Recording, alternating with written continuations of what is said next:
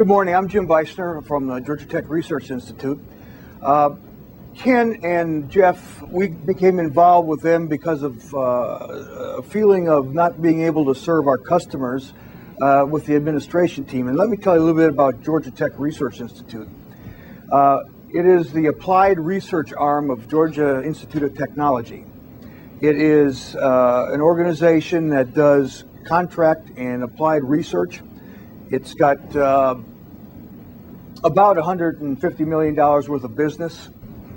The group that I'm with provides functions in personnel, facility support, communication support, property accountability, and a few other areas. And our customers are mainly the 1,250 employees of Georgia Tech Research Institute, but also we have customers at the university level that control the different functions as far as that level is concerned.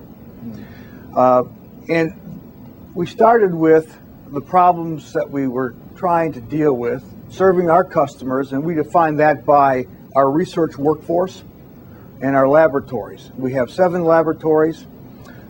They do work from everything from environmental sciences to radar to electronic countermeasures. We wanted to instill the ownership of customer service to the individuals that deal with our customers, and then try to quantify it by the measures and see what we can do to improve it.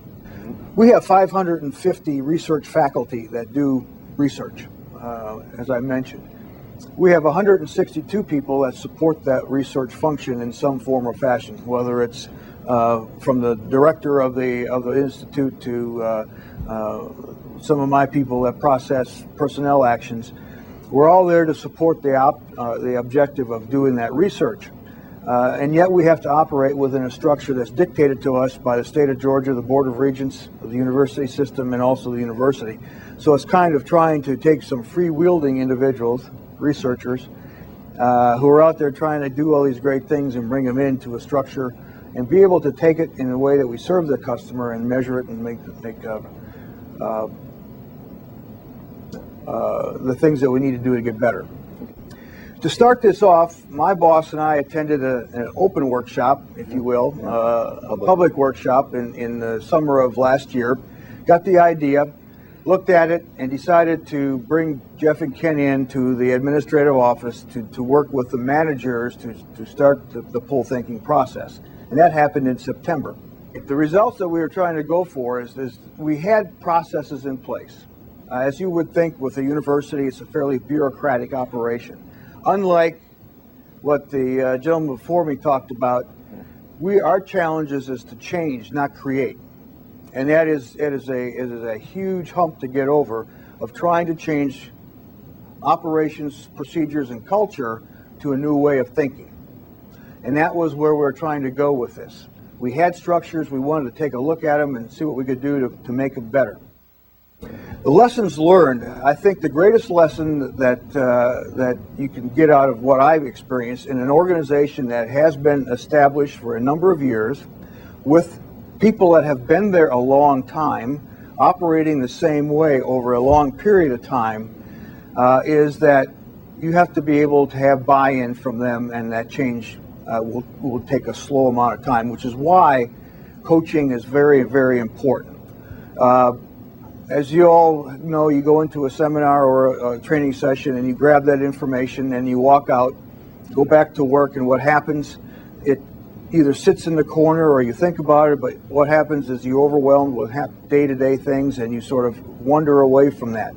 So the coaching brings back that structure and creates the opportunity for you to pause as a group or an individual to start getting yourself back on track.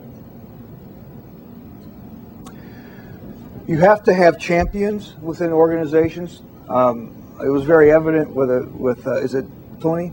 Yeah, Tony. Tony, yeah. That he championed. And when you have a small group and a champion, you can get, even though Joel doesn't want to come along, you have a majority of people there. When you walk into an organization that is so diverse as we had and so well entrenched, if you will, in ways of doing business, that you must have the buy-in from the top. You have to take time, you have to plan time, you have to, and Tony reinforced that.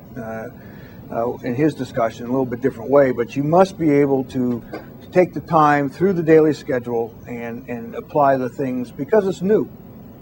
It's brand new stuff for people, especially people that have been working in the same way for 25 years. The structures, that was a challenge for us. Even though we had processes, that's different. The service structures are different than process structures. So when you start thinking process, to translate that over to service is a challenge, and we're working through that now.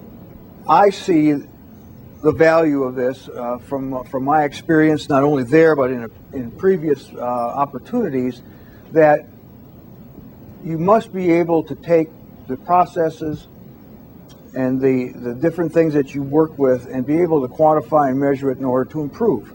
And so when I looked at what I wanted to do with Pull Thinking after the seminar, was to go ahead and start my people to work the theories and get that ingrained. What outcomes were you hoping to achieve both internally as well as externally with your customers, with your clients? Internally, I want more ownership by the individuals that deal with the customers. In a bureaucracy like that, when something is requested, follow-up doesn't necessarily happen, and that's where we start to break down with serving our customers.